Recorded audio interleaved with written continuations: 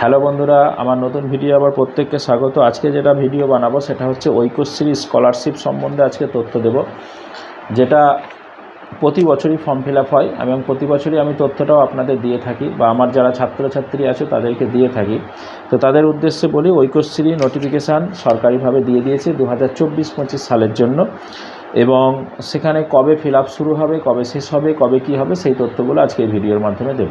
তো যারা আমার চ্যানেলে নতুন আছো বা এই ভিডিওটা প্রথম দেখছো, তাদেরকে রিকোয়েস্ট আমার চ্যানেলটা সাবস্ক্রাইব করে রাখবে, বেল আইকনটা অন করে রাখবে এবং এই ধরনের তথ্য দ্রুত পাওয়ার জন্য, সঠিক তথ্য পাওয়ার জন্য আমার চ্যানেলের সাথে থাকবে। ওকে, তো চলো শুরু করা যাক। ঐক্যশ্রী স্কলারশিপ এটা কি, প্রথমে একটুখানি বলি। ঐক্যশ্রী স্কলারশিপটা হচ্ছে একটা পশ্চিমবঙ্গ সরকারের, এটা পশ্চিমবঙ্গ সরকারের বসবাসকারী বিভিন্ন মাইনরিটি যে কমিউনিটি আছে, মুসলিম, খ্রিস্টান, জৈন, বৌদ্ধ, পার্সি, এই কমিউনিটির জন্য পশ্চিমবঙ্গ সরকার এটা চালু করেছে।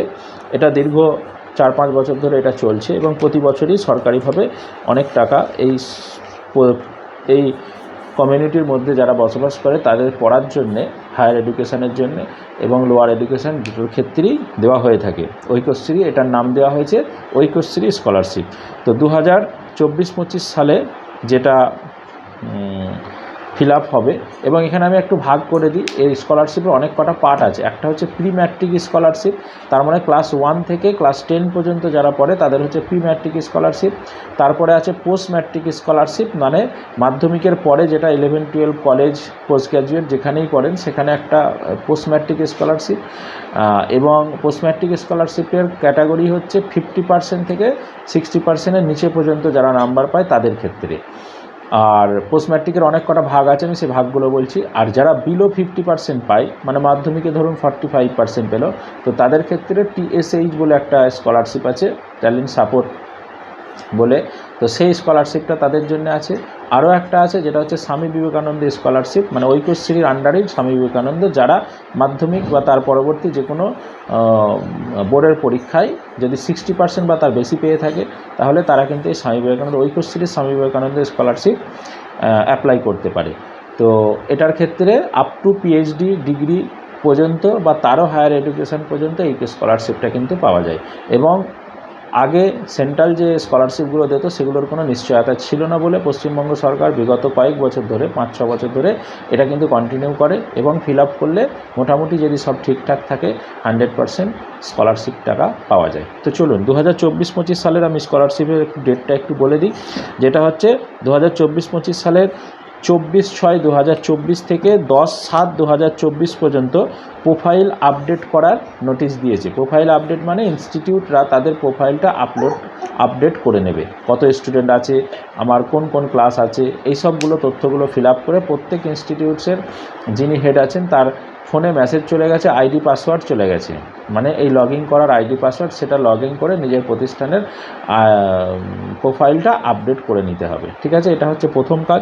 তারপরে 2 নম্বর যেটা আসছে সেটা 10/7 মানে 10ই জুলাই থেকে এই ফর্ম ফিল আপ চালু হবে। প্রি ম্যাট্রিক, পোস্ট ম্যাট্রিক সকল ফিল আপ চালু হবে। এই ফিল আপটা চলবে আপাতত, যেটা ডেট দিয়েছে সেটা হচ্ছে 30/9/2024 পর্যন্ত। যদিও এটা প্রতি বছরই বাড়ে, এবং আপনাদের তথ্য দিয়ে রাখি যে গত বছরে 23-24 সেশনের ফর্ম ফিল আপ এখনও চলছে এবং 30শে জুন আপাতত ডেট দিয়েছে, লাস্ট ডেট। আমার মনে হয় এরপরে আর বাড়বে না। তো যদি এখনও কেউ না করে থাকে, রিনিউয়াল বা নতুন করতে পারে।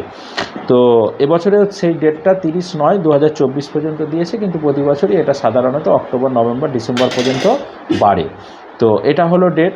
এবং 10 তারিখের পরে যেটা এই 30/9/24 পর্যন্ত, এবং ইনস্টিটিউট ভেরিফাই যেটা করবে সেটা হচ্ছে 10/10/2024 লাস্ট ডেট, আর ডিস্ট্রিক্ট ভেরিফাই করবে 20/10/2024।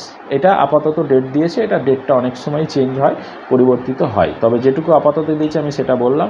তো যারা এই ক্যাটাগরির মধ্যে পড়ো, এই কমিউনিটির মধ্যে পড়ো এবং এই পার্সেন্টেজগুলো পাও, তাহলে তারা ফিল আপ করার জন্য প্রস্তুত হয়ে থাকে। একটা ছোট তথ্য দিয়ে রাখি, যারা একমাত্র Swami Vivekananda form fill up করবে তাদের ক্ষেত্রে বিডিওর একটা ইনকাম সার্টিফিকেট লাগে, আর অল ডকুমেন্টস মানে রেজাল্ট, তারপরে ব্যাংকের বই, এগুলো সব আপলোড করতে হয়। বাকি ক্ষেত্রে কিন্তু শুধুমাত্র ব্যাংকের বইটা আপলোড করলেই চলে, বাকিগুলোর ক্ষেত্রে কোনো কিছু অন্য আপলোড করার প্রয়োজন নেই। ওকে, ধন্যবাদ। আশা করি আপনারা দেখে বুঝতে পারছেন বা এই তথ্যগুলো আপনাদের কাজে লাগতে পারে, এই জন্যই আমি দিলাম। ধন্যবাদ।